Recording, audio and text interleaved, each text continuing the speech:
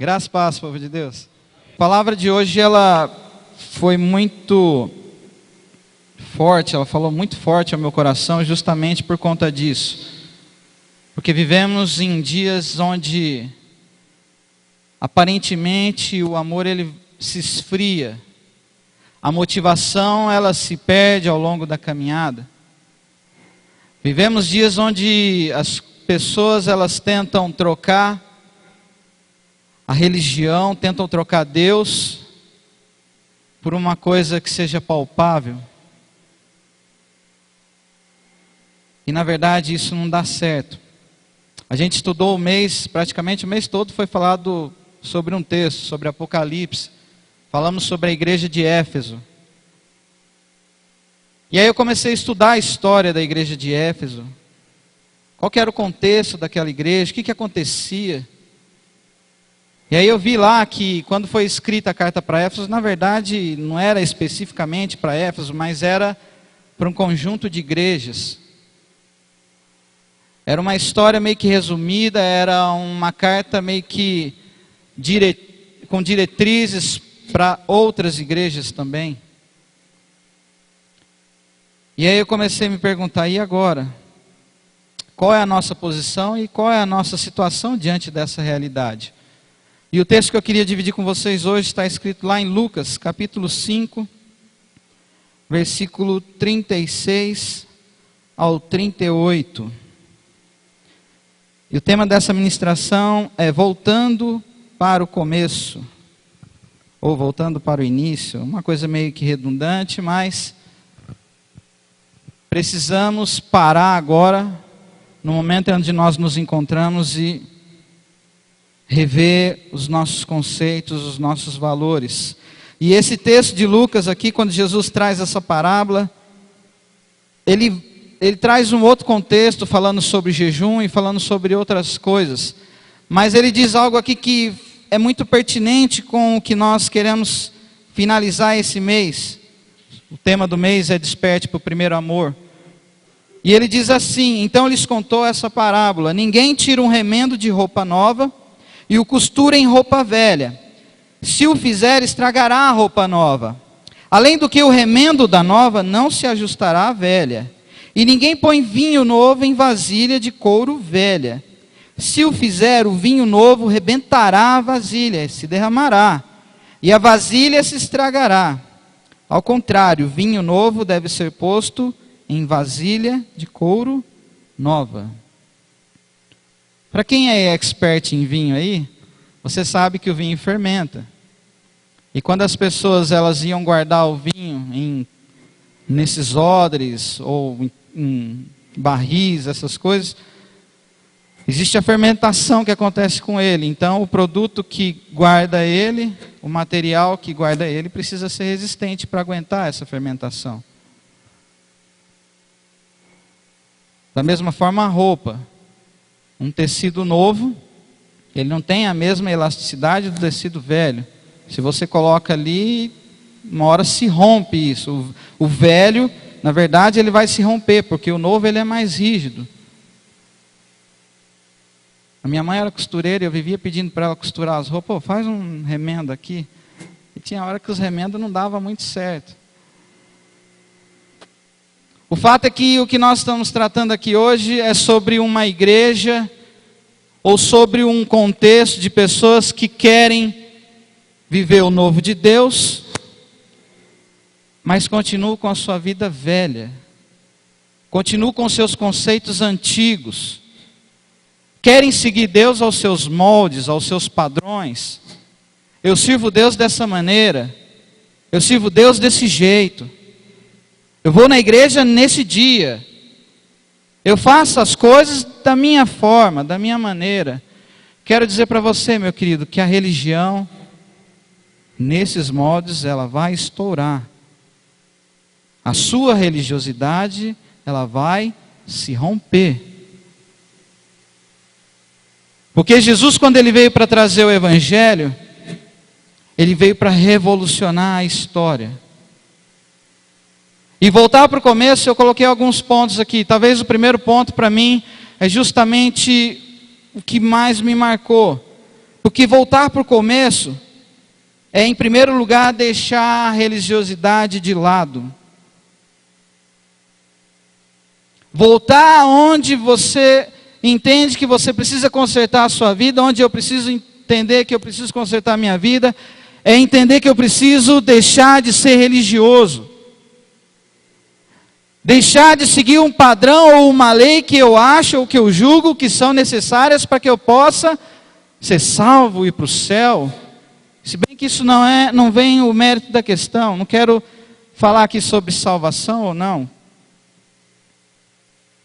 O que eu quero dizer é que vai existir um momento na minha vida e na sua vida que se o nosso alicerce, se os nossos fundamentos não estiverem firmados em Jesus, os fundamentos vão se romper. Se eu não estiver pronto para receber o novo de Deus na minha vida, receber a alegria dele, a motivação dele, a paixão dele, o amor dele, aquilo que eu julgo ser mais importante para a minha vida, uma hora vai se romper. E a religiosidade faz isso com a gente. Ela deixa a gente preso, limitado.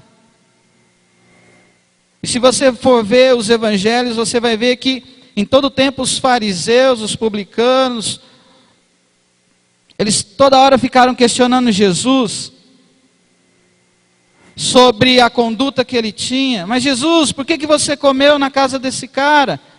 Por que você foi na casa de Levi comer lá com ele?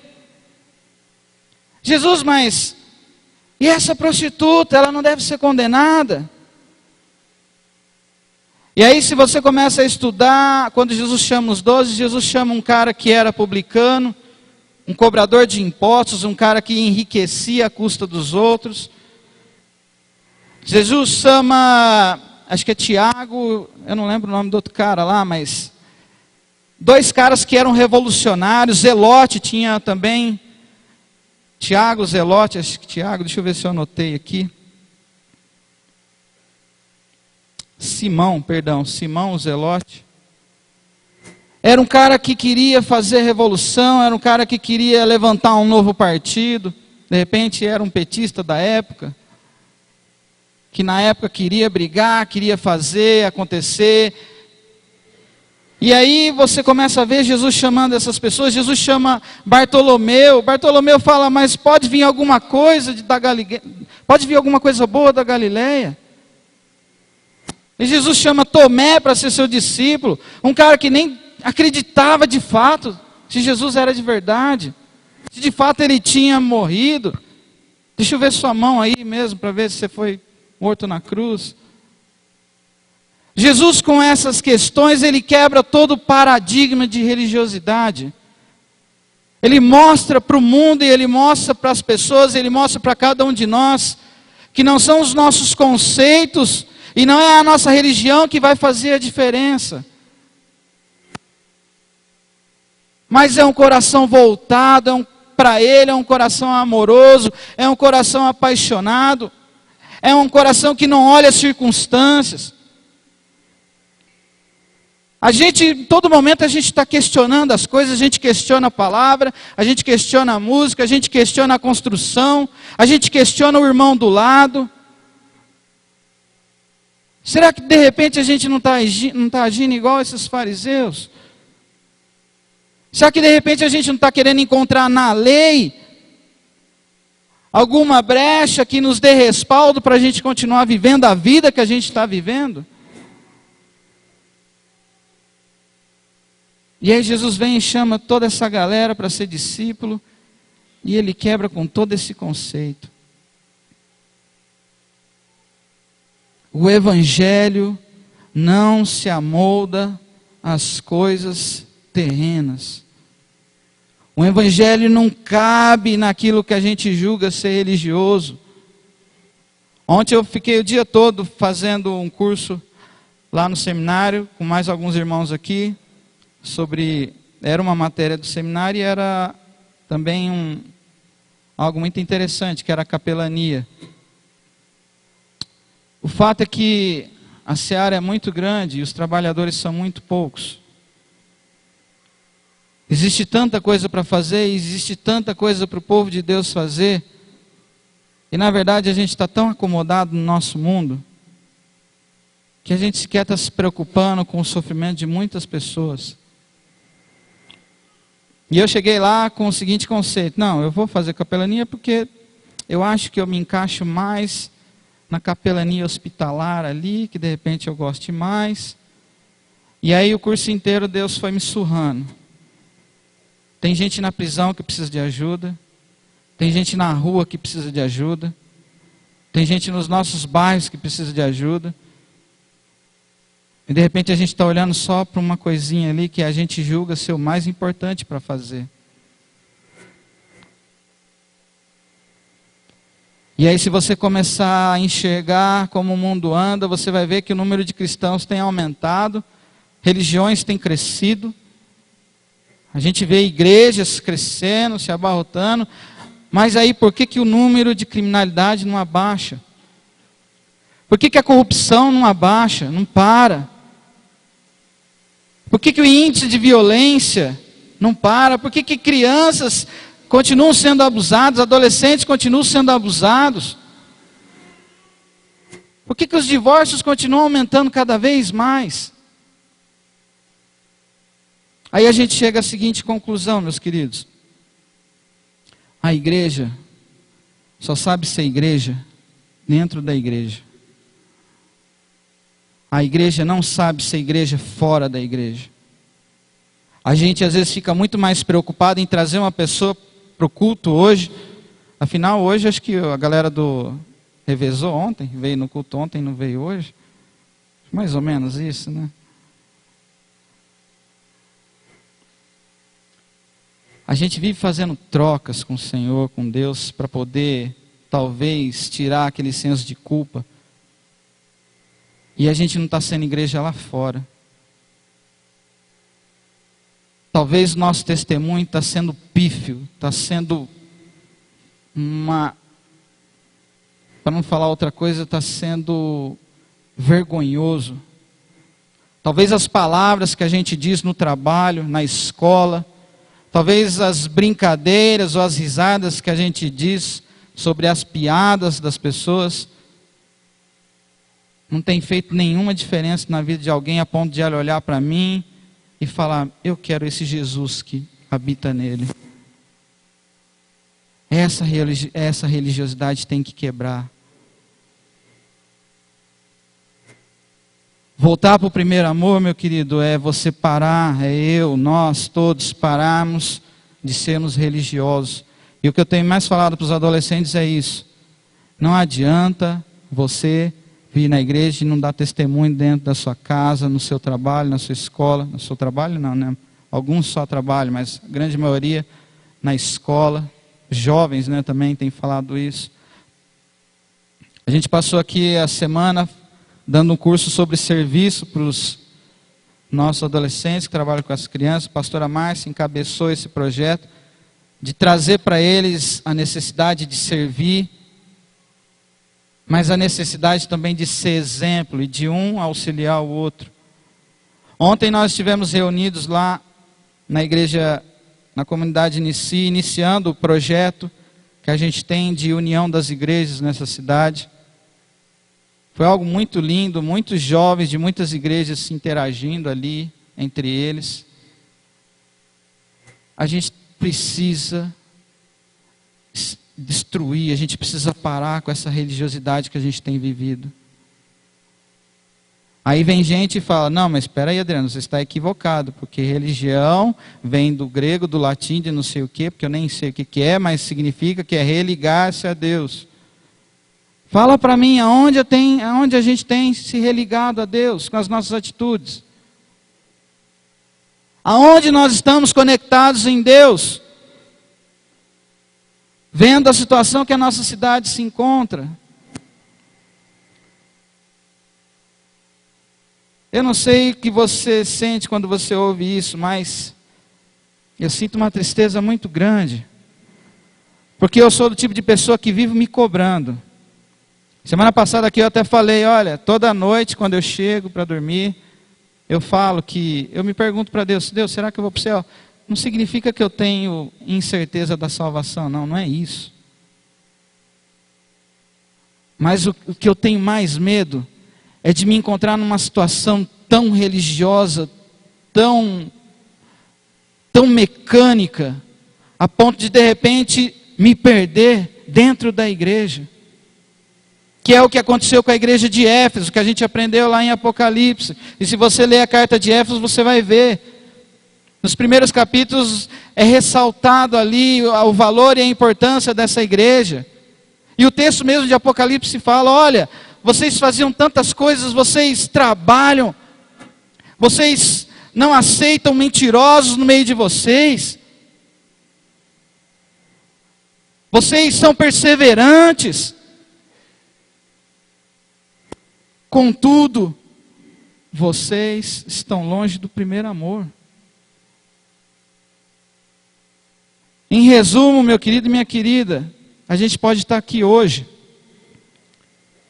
mas a gente pode não estar aqui hoje, não estar aqui agora. De repente a gente está pensando no almoço que vai acontecer, no evento à tarde que vai ter. A gente pode vir à igreja e de repente não está vivendo a plenitude do Evangelho. E aí você vem me falar que não, eu tenho certeza da salvação, eu estou tranquilo, eu estou sossegado. Sabe, irmão, o que eu mais vi nesses 20 e poucos anos de cristão é gente que tinha certeza da salvação e que hoje nem está perto de uma igreja. É porque ao longo da caminhada a pessoa se sentiu tão confortável na sua religiosidade, ela se sentiu tão segura de que tudo estava tudo bem, mas o coração dela estava tão distante de Deus, tão longe de Deus, que quando ela se viu, ela nem estava mais perto da igreja, ela nem fazia mais parte dos cultos, ela nem fazia mais parte de um ministério. Ela sequer sabia o que era pegar uma Bíblia e abrir essa Bíblia para ler.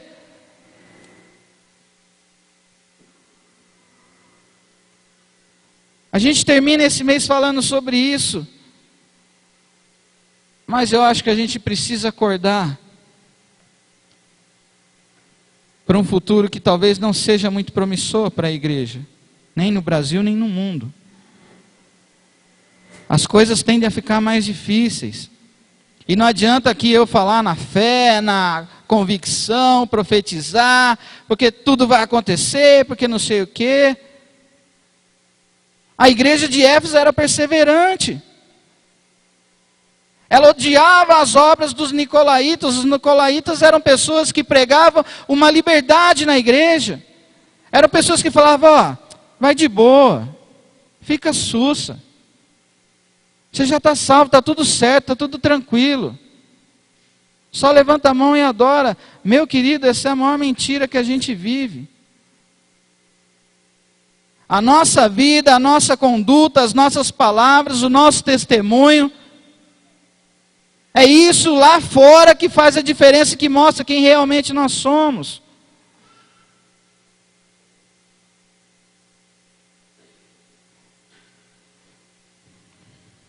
Primeira Coríntios capítulo 1, versículo 20 a 23 diz assim: onde está, ó sábio? Onde está, ó erudito? Onde está o questionador dessa era? Acaso não tornou Deus louco a sabedoria deste mundo? Visto que na sabedoria de Deus o mundo não o conheceu por meio da sabedoria humana.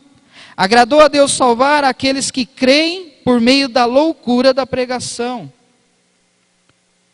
Os judeus pedem sinais milagrosos e os gregos procuram sabedoria. Nós, porém, pregamos Cristo crucificado, o qual de fato é escândalo para os judeus e loucura para os gentios.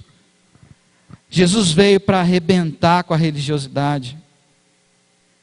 Ele veio para mostrar para mim e para você que não são as nossas obras,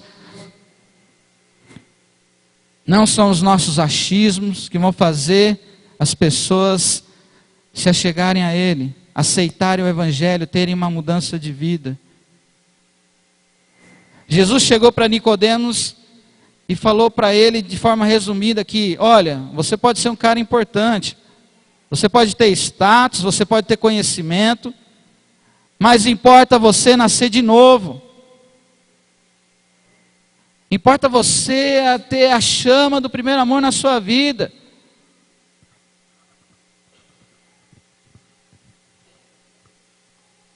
Em contrapartida, depois ele encontra uma mulher samaritana lá no poço. Por um lado ele encontra um cara que tinha um alto nível, um alto status. Depois ele chega uma mulher que aparentemente não tinha nada. E também estava cheio de coisa errada na vida dela.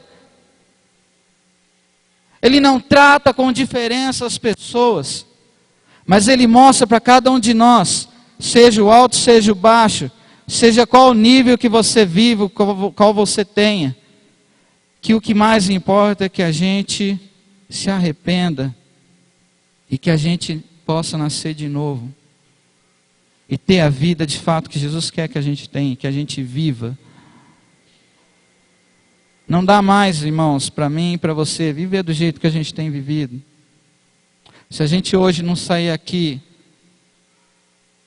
com o nosso coração queimando por se achegar de fato a esse Deus, vai chegar um momento na nossa vida em que a incerteza ela vai ser muito maior do que a certeza.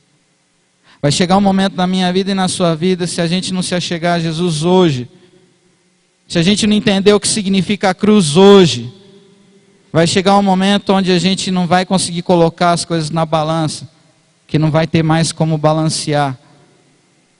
A gente provavelmente vai pender para o lado que satisfaça a nossa alma, o nosso coração. E aí uma vez que você cai nisso, meu querido, é muito difícil voltar depois. Para voltar para o começo, a gente precisa quebrar com a religiosidade. Uma outra coisa, eu deixei anotado aqui, há um grande perigo em odiarmos o pecado, mas não amarmos o pecador. Há um grande perigo em a gente ter muitas atividades e não buscarmos preencher o nosso coração, que muitas vezes está vazio. Há um grande perigo em odiarmos as heresias e não amarmos os hereges. Há um grande perigo em a gente viver, querer ganhando em argumentos, na nossa razão, ao invés de ganhar amigos e pessoas para estarem junto conosco. A religiosidade tem que acabar. Quando o novo vem, ele vem para arrebentar com isso. O novo de Deus não cabe na vida que a gente tem vivido. De repente você até pode se perguntar, não, mas não estou assim, eu estou bem. Eu sigo à risca o texto lá de 1 Coríntios, quando fala que a gente precisa examinar-se a nós mesmos. Todos os dias eu preciso me examinar. Todos os dias eu preciso me certificar de que de fato eu não estou um morto-vivo dentro da igreja. Porque a pior coisa é você fazer as coisas, é você vir para a igreja, falar que faz a obra, trabalhar, ser perseverante. E no final da sua vida, quando você chegar diante dele, ele falar: servo mau e infiel, não te conheço. E a gente viveu a vida toda se enganando por algo que a gente achava. Então, meu querido, coloque o seu coração na obra, coloque o seu coração em Jesus. Firme-se nele, busque a ele. Tenha momentos na sua casa onde você possa se quebrantar, chorar, gritar, se humilhar diante dele, só você e ele, e falar: Jesus, me ajuda a ser como o Senhor é. Jesus, eu quero me parecer contigo. Jesus, me ajuda a brilhar essa luz, para que as pessoas lá fora possam ver a diferença na minha vida. Jesus, incendeia o meu coração de novo. Um segundo fator que eu queria mencionar aqui, que é necessário para a gente voltar, é descobrir qual é o nosso real propósito de vida. Por que eu estou aqui? O que que eu estou fazendo? Se a gente for olhar biblicamente o que significa ter propósito, você vai ver lá que a razão pela qual eu e você fomos criados, o propósito pela qual nós somos criados é para glorificar a Deus, amém? Eu e você fomos criados para glorificar a Deus. Agora, como nós temos glorificado a Deus? De que forma a glória de Deus se revela na nossa vida? De que forma nós declaramos que Deus é glorificado através das nossas atitudes? Como nós temos feito isso? Como nós temos agido no nosso trabalho? Isaías 43:7 diz: todo o que é chamado pelo meu nome, a quem criei para a minha glória, a quem formei e fiz. E Efésios capítulo 2, versículo 12 e 13 diz: naquela época vocês estavam sem Cristo, separados da comunidade de Israel, sendo estrangeiros quanto às alianças da promessa, sem esperança e sem Deus no mundo. Mas agora em Cristo Jesus, vocês que antes estavam longe, foram aproximados mediante o sangue de Cristo. Quando o apóstolo escreve essa carta e fala isso aos Efésios, ele estava falando de um passado dos Efésios, ele estava falando sobre a vida que antes eles tinham, antes de eles conhecerem a Jesus. Antes de eles entenderem para qual propósito eles haviam sido criados. Olha, antes vocês agiam assim, mas agora vocês têm Cristo. Lembre-se disso. Será que a gente se lembra por que nós somos criados? Será que a gente se lembra por que a gente deve glorificar a Deus? Será que a gente se lembra quando a gente serve ao Senhor? Uma das formas de glorificar a Deus é servi-lo. Será que a gente se lembra do que significa se entregar totalmente ao Senhor?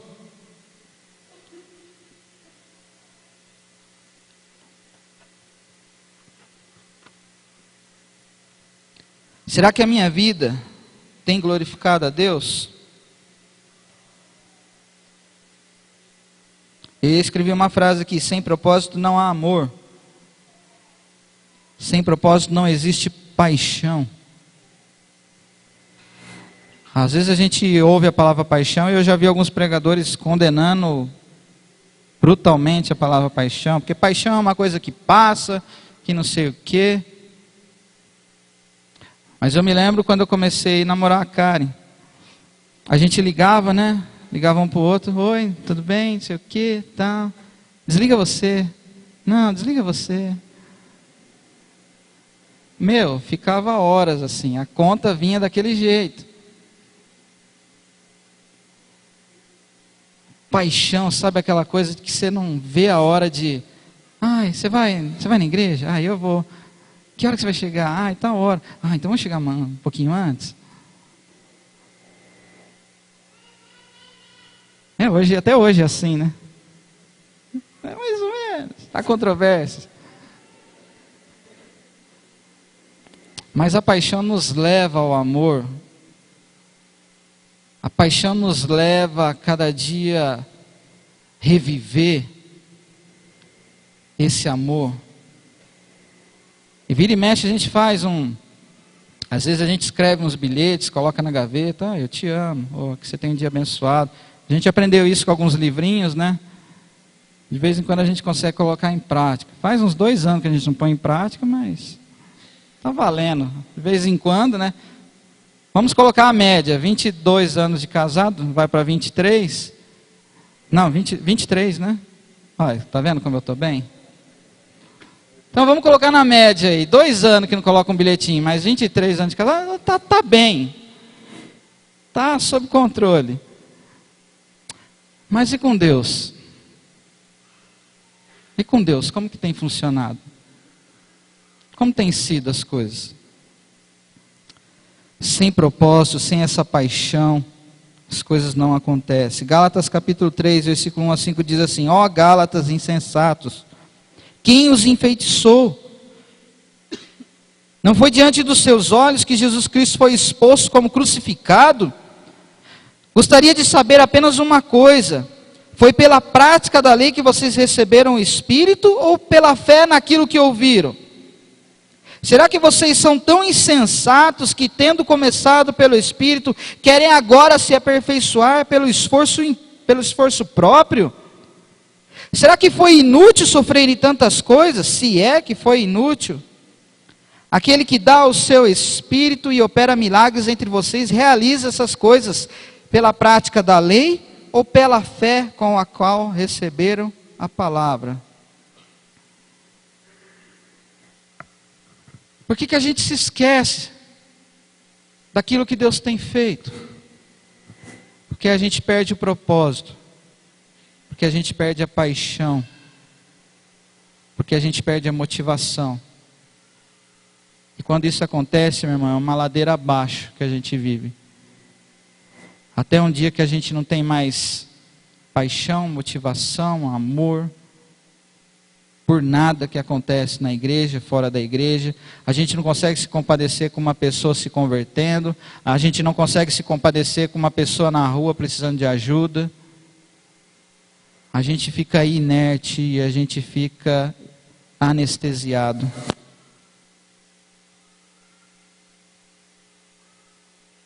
Descubra qual é o seu propósito e viva para ele. E o último ponto que eu queria deixar para vocês é: deixa Jesus governar a sua vida por completo. Para a gente voltar do começo, para a gente voltar para o início, a gente precisa deixar Jesus governar a nossa vida por completo. Romanos 12 diz: portanto, irmãos, rogo pelas misericórdias de Deus que se ofereçam em sacrifício vivo, santo e agradável a Deus. Este é o culto racional de vocês. Não se amoldem ao padrão deste mundo, mas transformem-se pela renovação da sua mente, para que sejam capazes de experimentar e comprovar a boa, agradável e perfeita vontade de Deus. A gente precisa ser igreja lá fora. A gente não pode se amoldar à lei ou à religiosidade, a ponto de achar que as coisas são somente isso. A igreja primitiva, ela se reunia, para concluir agora, eles se reuniam em casas, no templo, mas o conceito deles era totalmente novo, porque o sumo sacerdote agora não era uma pessoa de autoridade, mas era o próprio Jesus. O templo já não era mais as paredes, mas eram os seus próprios corpos, as suas próprias vidas. O altar já não era mais um lugar onde eles tinham que chegar para entregar algo ao Senhor, porque o altar era o coração deles. A fumaça que saía do templo era o testemunho de vida deles. Não era um mover que a gente vive esperando: preciso de um mover, preciso de um mover, preciso de alguma coisa diferente. Mas quando a gente vive um testemunho vivo, quando a gente vive um testemunho verdadeiro, quando a gente dá exemplo, quando a gente ama as pessoas de verdade, quando a gente sai na rua e sem nenhum tipo de placa, sem nenhum tipo de religiosidade ou de preconceito, a gente abraça e a gente ama. Essa é a fumaça que sai agora. Essa é a fumaça que é exalada. Já não existe mais um sacrifício que eles precisavam levar até o templo, porque Jesus já havia se feito o sacrifício por eles. E o véu já não existia mais, não fazia mais separação entre homem e Deus, porque o véu já se rasgou, e hoje eu e você tem livre acesso até Jesus, até Deus por causa de Jesus Cristo. Jesus é o nosso acesso até Deus. Jesus é o caminho que nos leva até Deus. Então não existe mais o conceito da lei, o conceito da religiosidade. Não existe mais um conceito que a gente muitas vezes padroniza para servir a Deus. Mas só existe um coração quebrantado, rendido e jogado aos pés dele. Só existe uma cruz que a gente deve olhar todo dia e falar: eu preciso tomar a minha cruz e seguir o meu caminho. E parar de choramingar e reclamar da vida, achando que as coisas estão difíceis. Eu tenho certeza que tem gente aqui hoje que está passando por grandes guerras, mas sabe que em Jesus encontra a vitória. Eu tenho certeza que tem gente aqui que não tem a dimensão do que a pessoa que está do seu lado está vivendo. Mas eu tenho certeza que quando cada um de nós toma a nossa cruz e segue, a gente entende o propósito da nossa vida. E a gente entende que Jesus precisa governar a nossa vida, amém? Quero convidar você a fechar os seus olhos.